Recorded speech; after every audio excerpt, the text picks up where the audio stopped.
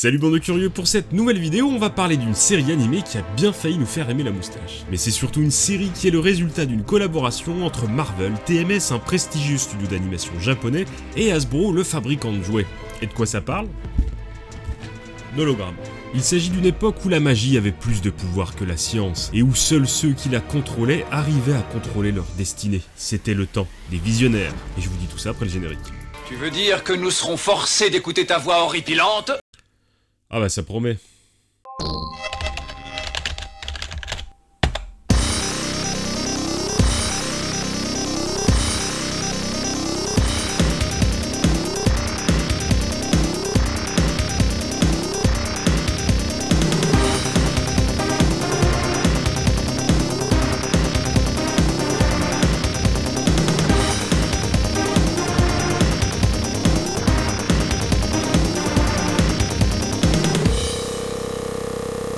Cette série est un peu sortie de nulle part à l'hiver 1987, et diffusée dès 1988 dans le Club Dorothée. Et si vous ne vous en souvenez pas, c'est normal, elle ne comporte que 13 épisodes de 22 minutes qui auront été relativement peu diffusés. Oui, seulement 13 épisodes, enfin, c'est toujours 2 fois plus que Manimal. L'histoire se passe dans une galaxie lointaine. Non, encore plus lointaine. L'histoire se passe donc sur la planète Prismos, où le peuple est parvenu à un haut degré de technologie. Mais soudainement le soleil s'éteint et avec lui disparaissent toutes les formes d'énergie. La civilisation tout entière replonge alors au fil des années dans une ère féodale, où s'affrontent deux factions, les chevaliers fantômes et les lords des ténèbres. Les gentils contre les méchants. Et si vous vous demandez qui sont les méchants dans l'histoire, c'est facile, c'est ceux qui disent Chocolatine. Un beau jour, un sorcier du nom de Merklin décide de les sortir de leur misère grâce à la seule source d'énergie encore disponible. L'énergie nucléaire. Bah non, la magie. Ridicule. Tout le monde sait que la magie n'existe pas. Ah bah, parle-en à Garcimore. Mais comme rien n'est acquis, ils doivent prouver leur bravoure et révéler leur vraie nature en réalisant une série de terribles épreuves, comme casser une porte. 7 chevaliers de chaque camp parviendront à mériter leur pouvoir magique et se verront remettre un totem. C'est le totem de cette saison. Mais non, un animal totem sous forme d'un hologramme magique qu'ils portent à la poitrine. Ah! On est clairement sur un mix entre Masque et les maîtres de l'univers. Léoric, le chef des gentils, se verra attribuer un lion pour ses qualités de leader, alors que Sindar, le chef des méchants, lui aura droit à un gastéropode venimeux, mangeur de chocolatine.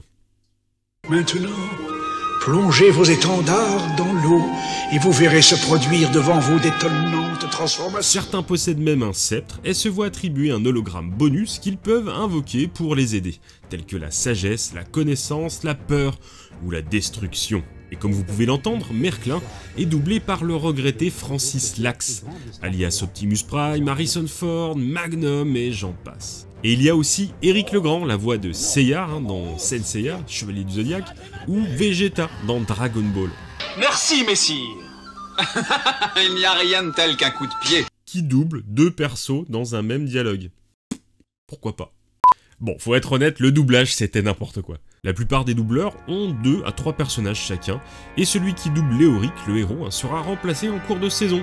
Darkstorm, lui, le méchant, aura pas moins de 3 doubleurs. Sur 13 épisodes, ils ont fait moyen de changer 3 fois 2 doubleurs pour un même personnage. De là à dire qu'AB Productions se foutait de notre gueule. Et je vous laisse apprécier la qualité des dialogues des personnages féminins. Si je n'avais pas senti ton affreux parfum, je n'aurais sans doute pas deviné que tu allais m'attaquer par derrière. Oh mais je ne t'ai pas attaqué. Je voulais t'éviter d'avoir à te regarder encore dans une glace. Personnages qui réussiront leur épreuve, qui auront leur totem, un requin pour la méchante et un dauphin pour la gentille. Remarquez, c'est toujours mieux qu'un poney, mais malgré tout ça, elles n'auront pas droit à leur figurine. Non mais si, enfin, ils les ont gardées pour la saison 2. Bien avant d'arriver à la télévision, la série Visionaries fut le fruit d'une collaboration entre plusieurs géants du monde de l'enfance, à savoir Hasbro pour les jouets, Marvel pour le scénario, les artworks et les comics, et pour le dessin animé, la réalisation a été confiée à 2 studios, à savoir Sunbow Productions et TMS Entertainment, les studios à qui on doit entre autres G.I. Joe, Transformers, Jem et les hologrammes d'un côté, et Cobra, Lupin, ou encore le prestigieux Akira de l'autre. Ouais, rien que ça. Autant vous dire que tout était fait pour que ça cartonne. A l'époque, Hasbro profite du succès phénoménal rencontré par Transformers dès 1984 et les petits soldats américains de G.I. Joe. Ils comptent bien mener la vie dure à la concurrence, seulement avec tout cet argent accumulé au début des années 80, ils vont faire le choix de l'innovation et tenter de créer de nouveaux univers. En 1986, c'est la série Inhumanoid qui débarque, avec des créatures monstrueuses qui connaîtront un dessin animé, un film et une gamme de jouets, mais malheureusement pas le succès. D'ailleurs, on n'en entendra pas parler en France avant que des collectionneurs ne se mettent en quête de ces belles figurines. Mais Hasbro ne chôme pas et présente déjà au Toy Fair de 1987 une nouvelle gamme de figurines. Quelques prototypes y sont présentés et pour convaincre les grandes enseignes, elles sont accompagnées d'artworks de l'illustrateur Neil Adam. Ce prodige new-yorkais est connu pour son style réaliste. Auteur et dessinateur chez Marvel et DC Comics, on lui doit de très belles collaborations dans The Brave and the Bold, Teen Titans, Detective Comics, Flash, Green Lantern et même un numéro spécial Batman vs Mohamed Ali, un comic books grand format publié par DC en 1978 où le super-héros en slip rouge sera associé au champion de la boxe pour empêcher une invasion extraterrestre. Et quelques mois plus tard, entre novembre et décembre, le dessin animé Visionaries débarque sur les ondes pile poil pour que nos petites têtes blondes réclament les jouets sur leur liste au Père Noël de 1987. La gamme reprend les 12 personnages masculins. On en retrouve 8 en blister et 4 fournis avec les différents véhicules de la série.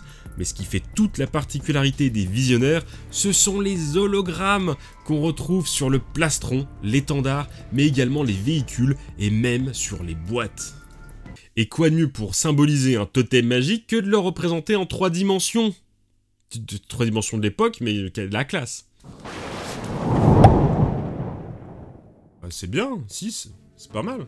Très à la mode entre la fin des années 80 et les années 90, on retrouvait les hologrammes un peu partout. Autocollants, porte-clés, lunettes, bijoux.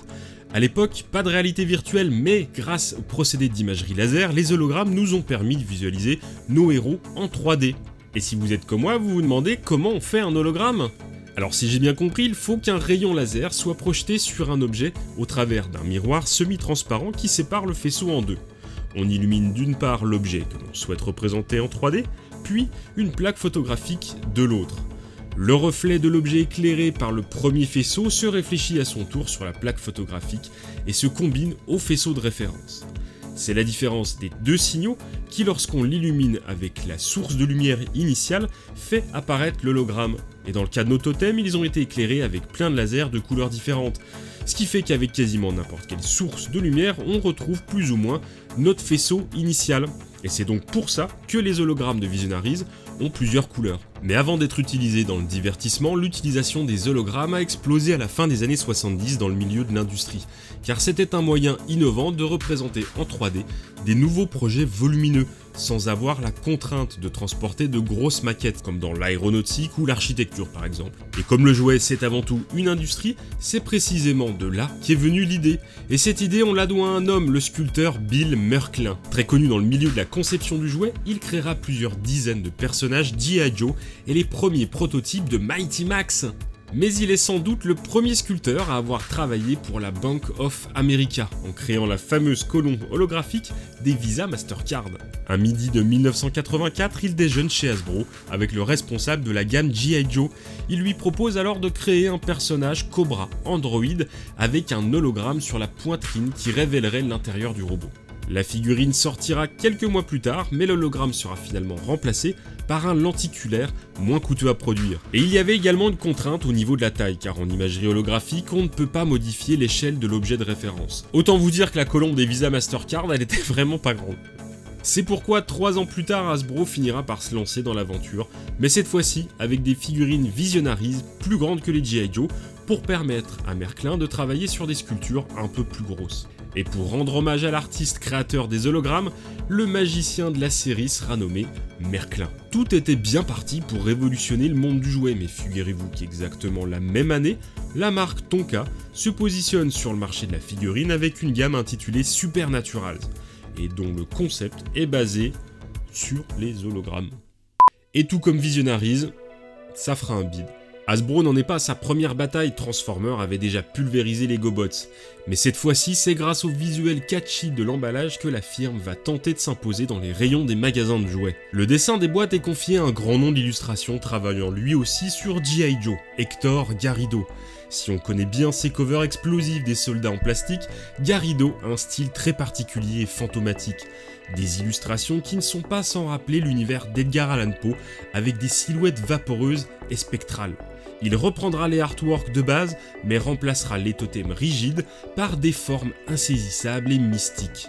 Le résultat reste encore aujourd'hui l'un des plus beaux travaux pour l'emballage de jouets. Du côté des comics, Marvel lance en 1988 chez Star Comics une courte série de 12 bandes dessinées qui seront finalement annulées au bout du 6e volume. Pourtant, contrairement au dessin animé, les scénarios sont plus travaillés. On y apprend que les pouvoirs des spectres peuvent être combinés et les personnages révèlent une part d'ombre, craignant que leur animal totem ne finisse finalement par prendre le dessus et révèlent des instincts primaires. La série animée sera à son tour annulée et la deuxième gamme de jouets ne verra malheureusement pas le jour, laissant tous les fans d'hologrammes sur leur faim. On n'entendra plus parler des Chevaliers de la Lueur Magique jusqu'en 2015, date à laquelle Hasbro annonce la volonté de créer un univers regroupant de grandes licences comme Mask, G.I. Joe, Transformers, Rome, Micronautes et même J'aime et les hologrammes et Mon Petit Poney. Des jouets sont même sortis pour le San Diego Comic Con de 2015 reprenant la figurine de Léoric. Il est où l'hologramme? Visionaries sans les hologrammes. Puis en 2018, c'est un nouveau comics intitulé Transformers vs Visionaries qui présente nos personnages remis au goût du jour avec cette fois-ci des filles mises à l'honneur et des personnages plus représentatifs des diversités. Ce qu'on peut retenir de tout ça, c'est qu'Hasbro ne semble pas lâcher l'affaire et tente pas mal de choses encore avec de vieilles licences. On imagine qu'ils attendent simplement de trouver la bonne idée pour captiver le jeune public d'aujourd'hui et empocher au passage l'argent des parents. En tout cas, tant qu'il y a des fans, il y a de l'espoir. Merci d'avoir regardé cette nouvelle vidéo consacrée aux séries oubliées. Comme d'habitude, je compte sur vous pour la partager, la liker, la commenter et puis vous abonner si ce n'est pas encore fait. On vient de passer la barre des 6000 abonnés sur la chaîne, alors bienvenue aux nouveaux et merci de votre soutien. D'ailleurs, on va profiter de cette fenêtre de visibilité que vous nous offrez pour parler de l'ami Nostalgie 2000 qui vient de sortir une super vidéo consacrée aux cartes à collectionner, les fameuses trading cards. Alors si vous ne connaissez pas, je vous conseille d'aller jeter un petit coup d'œil, nostalgie garantie. Je vous dis à très bientôt dans de prochaines vidéos, mais d'ici là, pensez à vous amuser. Ciao tout le monde!